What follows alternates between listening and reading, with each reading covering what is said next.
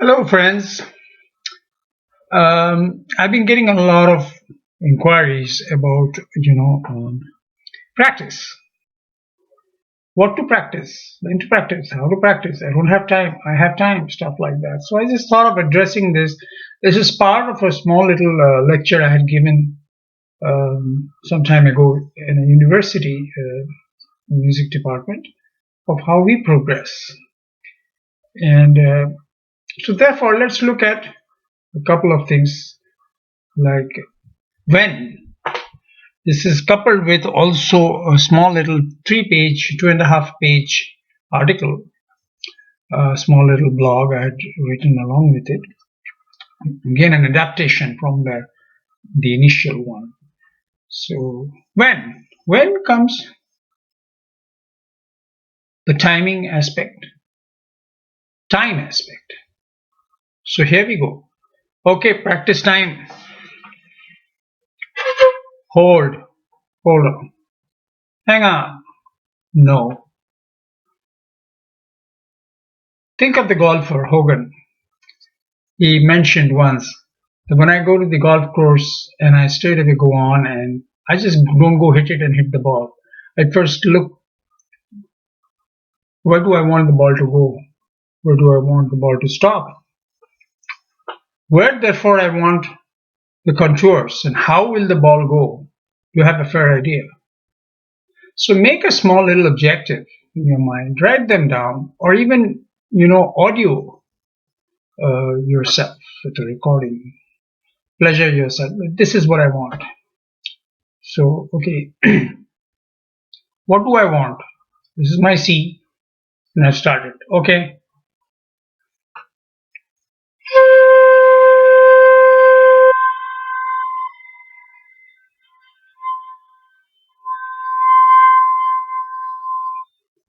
I'm just wasting my time.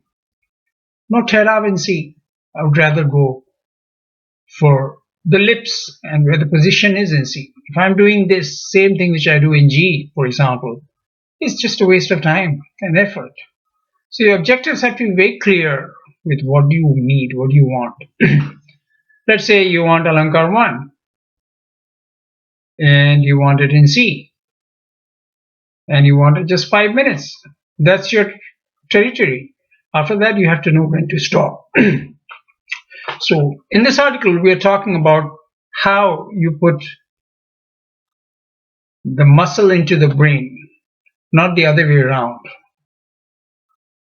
Your brain has to function of what you have decided first, how much you will do, what you will do, what not you will do. And when do you call it game? When you call it quits? When the exhaustion starts taking place, can you identify it? Can you say stop now?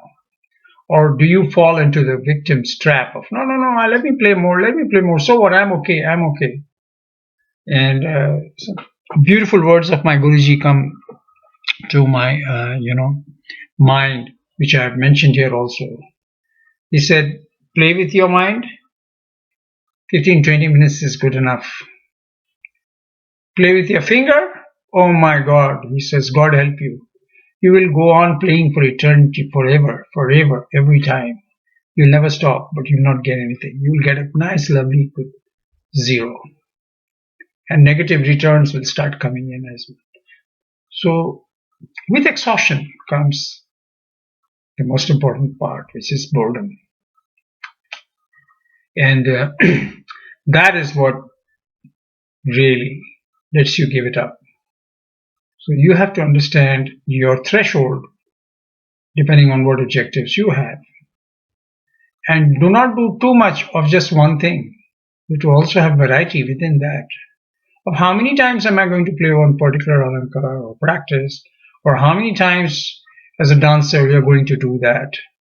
You have to have very firm commitment, 5 times, 6 times. It's not an endless game that let me keep doing it, let me keep doing it, let me keep doing it, and I'll be okay. No, that is not the right way.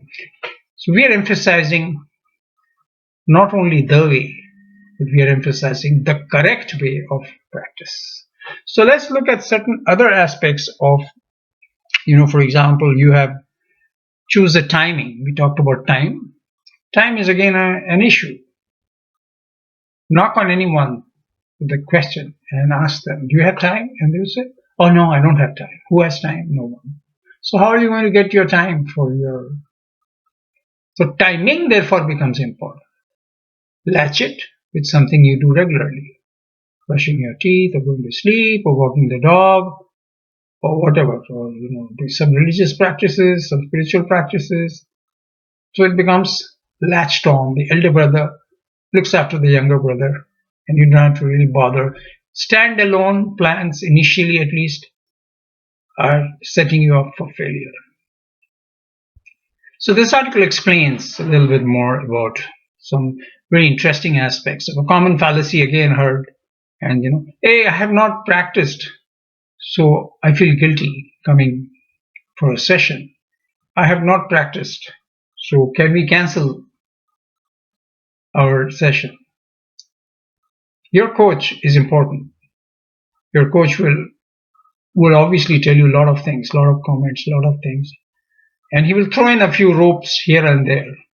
Can you decipher and listen very, very carefully and understand?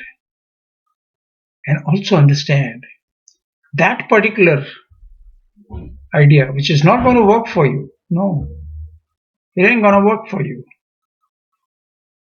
At the end of the practice, the moment exhaustion you feel taking over, stop, because exhaustion will get you to boredom quickly. You should stop at a time when you will feel like wanting to pick up and play again till your next time comes, depending upon your timing. Then comes your introspection, the most important aspect. Not just, finish, okay, go, let me go. Did I achieve my objectives? What happened there? Did the ball go correctly? Where was it? Is this what I intended?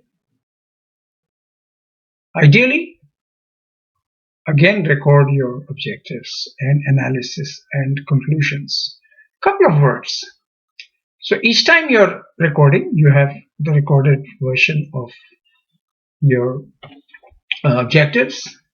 Some people do objectives, the practice diary in audio, and the introspections. Wow. You follow that and your mind becomes razor sharp.